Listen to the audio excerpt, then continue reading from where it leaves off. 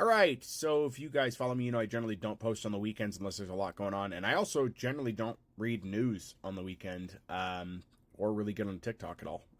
Especially Sundays, I just don't. But yeah, woke up today to news 'cause I wake up later on weekends. Woke up to the news that Biden is dropping out of the presidential race. He's still president. He's still going to be president and finish his duties until January. Um, the regular time of January is out, but. Yeah, so we do not have a candidate right now. So a lot of content creators that I watch are doing lives right now, which I think I'll do a live a little bit later, see what kind of traction we get there. But and they're talking about either how they're upset or what they're looking forward to. And there's been a lot of people upset. I'm sure tomorrow's going to look just awful too for TikTok, but saying that for those of you that voiced your opinion that he should drop out, hope you're happy, and you'd better show up to vote. And that doesn't apply to me, and here's why. Because I have done videos where I expressed that Biden should drop out. I feel he's too old and he's not representative of the party anymore, and it's going to be a problem, and he would lose. One content creator, Hawk, on the live he was doing, was talking about how he thinks they dropped because he didn't have the numbers, because the Biden campaign realized they did not have the numbers.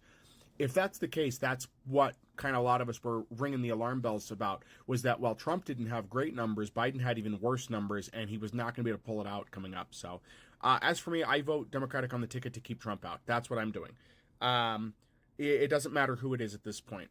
Would I like to see Harrison? Sure, I would. I don't think she's marketable to the general left-leaning audience, or market, if you will. But I would like to see that. And as some other content creators started to voice, wouldn't it be great if we got our first female president and a black woman beat Donald Trump in the election? That would be hilarious.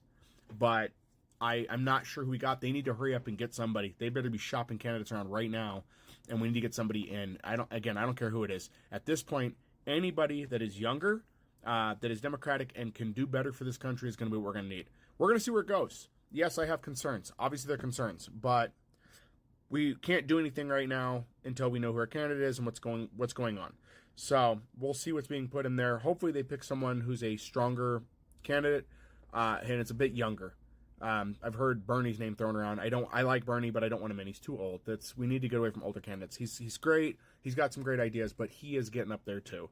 So personally, I wouldn't be upset if they put Gavin in. Lots of people are like, no, he doesn't represent the country, and it's like, he doesn't represent every single person in California either, because not everybody agrees with him, but he's done a lot more good there. And I think that if he was president, he could do a lot of good too. We'll see, though.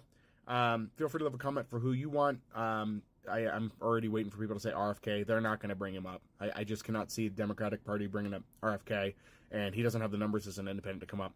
I am worried about that, though, that a lot of people are going to vote independent because of the fact that they're like, well, Biden's out, guess I'm voting independent. I urge you to really understand some of the comments that RFK's made. That man is a conspiracy theory nut, so he is not what we need at this point. But anyway, guys, it's Sunday, it's 12:33 here, and that's what's going on. So, yeah.